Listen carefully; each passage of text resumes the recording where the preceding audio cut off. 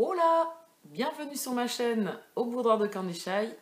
Je suis ravie de vous retrouver sur ma chaîne pour faire une gazette.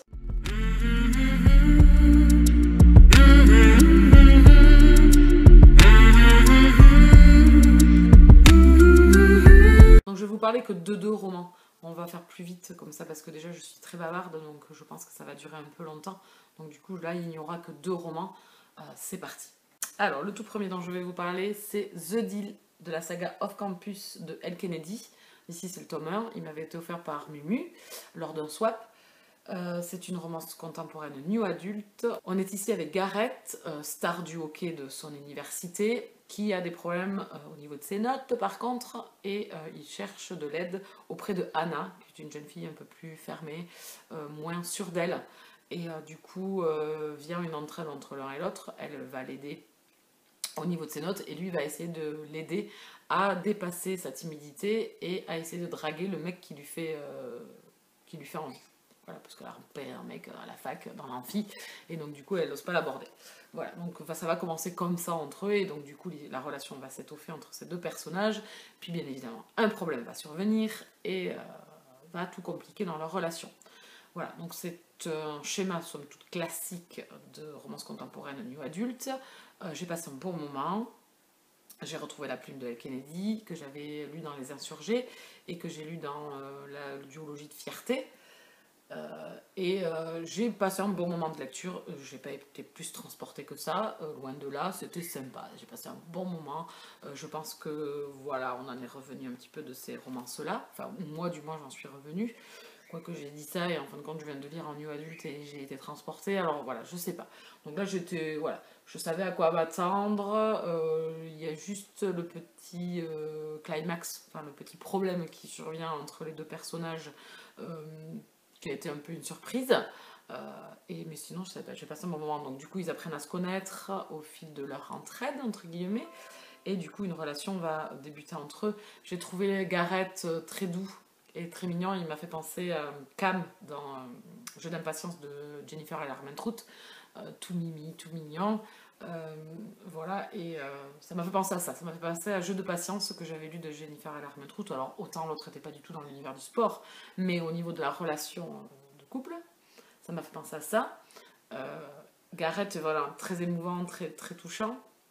Et du coup, voilà, ça matche bien. C'est un new adulte sympa à lire. Par contre, il sort pas de l'ordinaire pour moi, je suis désolée. Alors, j'ai beaucoup entendu parler de cette saga, bien évidemment. Elle a fait, à sa sortie, voilà, beaucoup parler d'elle. Je dis pas que c'est une mauvaise lecture, moi j'ai passé un bon moment, mais c'est pas quelque chose qui m'a transporté plus que ça, quoi. Voilà, j'ai passé un bon moment de lecture, c'est une lecture parfaite, détente pour cet été par exemple. Je l'ai lu, moi c'était en avril, je crois, ou mars-avril, enfin ça commence à dater. Voilà, donc du coup c'est sympa. J'ai passé un bon moment avec eux, mais j'ai pas été. Il n'y a pas eu de. Vous savez, des petits ascenseurs émotionnels et tout ça. Non, j'ai passé un bon moment, mais j'ai pas plus été transportée que ça. J'aimerais bien lire la suite, puisque du coup on rencontre les copains de Garrett, bien évidemment, donc peut-être continuer tranquillement cette saga qui est assez sympathique à lire, mais qui ne sort. Enfin voilà, moi ça m'a pas plus transporté que ça, malheureusement. Je suis désolée, ne me tapez pas pour toutes celles qui ont adoré et surkiffé. Ça reste une bonne lecture, mais c'est pas une lecture plus quoi, voilà. Donc c'est une relation touchante entre ces deux personnages, bien évidemment on sent l'émotion et les sentiments qui se développent entre eux, et c'est vraiment touchant, mais voilà, je lui mets un 15 sur 20, je vais pas épiloguer plus longtemps, de toute façon ça date plus ma lecture, mais j'en étais ressortie, voilà, en me disant ouais, bon, voilà, mais c'était sympa, mais c'est pas sans plus. Voilà. Le deuxième roman dont je vais vous parler, pareil, il date un petit peu. C'est Un parfum d'encre et de liberté de Sarah McCoy, aux éditions ici Pocket. J'ai découvert Sarah McCoy grâce aux éditions Michel Lafon. Donc c'était le dernier roman de cet auteur qui me restait à découvrir. Il est paru déjà depuis un petit moment, celui-là. On l'a fait en lecture commune avec Nanounette, puisque on avait commencé, c'est son troisième roman que l'on fait en lecture commune, et c'est toujours un régal de lire Sarah McCoy, c'est toujours émouvant. Donc ici on est dans de l'historique, on va se retrouver en 1859, donc c'est pendant la guerre de sécession. On se retrouve avec une jeune femme qui a un passé fort, puisque son père était une des emblèmes de la résistance, on va dire, qui était pour l'abolition de l'esclavage. Elle était jeune quand elle perd son père et donc du coup on la suit avec sa famille et ses amis, une famille très importante pour elle et on la suit dans ses péripéties durant cette guerre-là. Et elle va décider de faire comme elle peut, de venir en aide à ces personnes qui veulent quitter les plantations où elles sont et essayer de quitter le pays pour partir vers une nouvelle vie sans esclavage. Et on la suit donc durant des années et des années. Ce qui m'a fait penser un petit peu à un bruissement de papier, de désir. On va en fait avoir une part de vérité sur les événements qui se sont passés durant la guerre de sécession. Donc du coup, l'auteur n'a pas pu prendre non plus certaines libertés, puisque c'est des personnages qui ont existé. Cette jeune femme a vraiment existé, en fait, donc elle n'a pas pu prendre trop de liberté là-dessus, un petit peu comme elle avait fait avec la Maison Pignon Vert, avec Maria. Donc du coup, là, ici, c'est pareil. Sauf que je l'ai appris qu'en ayant fini le livre. Voilà. Même si je sais que les personnages ont existé, puisque durant ma lecture, je suis allée faire quelques recherches, et effectivement, il a combattu pour que les esclaves puissent avoir leur liberté, être libres de tous ces maîtres qu'ils avaient. Et donc du coup, ici j'ai passé encore un excellent moment avec Sarah McCoy. Elle sait nous raconter ces histoires, elle sait nous toucher, en plus sur des événements historiques qui ont vraiment existé. On suit ici Sarah, et moi Sarah elle m'a forcément touchée, bien évidemment. Il y a eu des passages, voilà, il y a des choses atroces qui se passent, et donc du coup j'ai pleuré. Voilà, donc du coup j'ai passé un excellent moment, et là encore notre héroïne, alors avec Sarah McCoy on a toujours des héroïnes très très fortes, des héroïnes de leur époque qui marquent parce qu'elles vivent un petit peu hors des convenances, on va dire un petit peu, si je peux m'exprimer comme ça. C'est des femmes très fortes qui ont une liberté d'esprit et d'expression très forte. Et Sarah, elle nous tient en haleine dans son récit. Bien évidemment, il y a une histoire d'amour aussi dedans, et encore une fois, Sarah McCoy m'arrache les tripes dans cette histoire. Voilà. On a des vies de femmes où le devoir est plus important que la raison et que l'amour. Donc du coup, chapeau.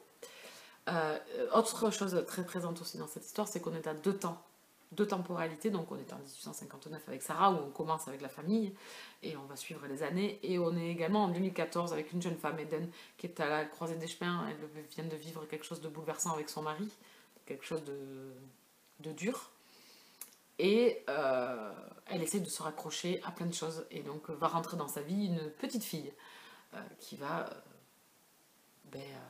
bousculer tout ça, et également un petit chien. Voilà, donc du coup il y a deux histoires en fait en une. Sarah McCoy avait fait déjà ce principe-là avec Un goût de cannelle et d'espoir, que j'avais lu, que j'avais adoré, sur la Seconde Guerre mondiale. Voilà, donc elle fait pareil, deux temporalités, c'était vraiment très prenant, et pareil, il y a eu des passages émouvants en 2014, voilà. La petite fille, elle est touchante, elle est très drôle, elle est très intelligente, voilà. Et en fait, quelque chose, un élément dans ces deux histoires, en fait, a la même et le point conducteur en fait des deux histoires qui se touchent, en fait, qui sont liées, voilà, par quelque chose dans le récit. C'est très mauvais ce que je suis en train de dire, c'est très mauvais, très mauvais, très mauvais. Bon, je suis désolée. Je passe encore un excellent moment avec Sarah McCoy, et Sarah McCoy, elle a cet art de vous toucher le cœur. Voilà. Et avec ces personnages, à chaque fois, moi, elle me touche le cœur, elle me met les larmes, et le fait que ce soit en plus dans des époques où on a vécu des choses, où les gens ont vécu des choses dramatiques, ça amène en plus un poids encore plus fort à l'histoire, et ces personnages féminins sont toujours, voilà, à ces époques-là, en plus, sortent du lot, et elles foncent, et voilà, au détriment de leur vie personnelle. Voilà. Moi, c'est ce qui me chagrine aussi, parce que on a droit à l'amour, et du coup, ça m'a touchée encore une fois.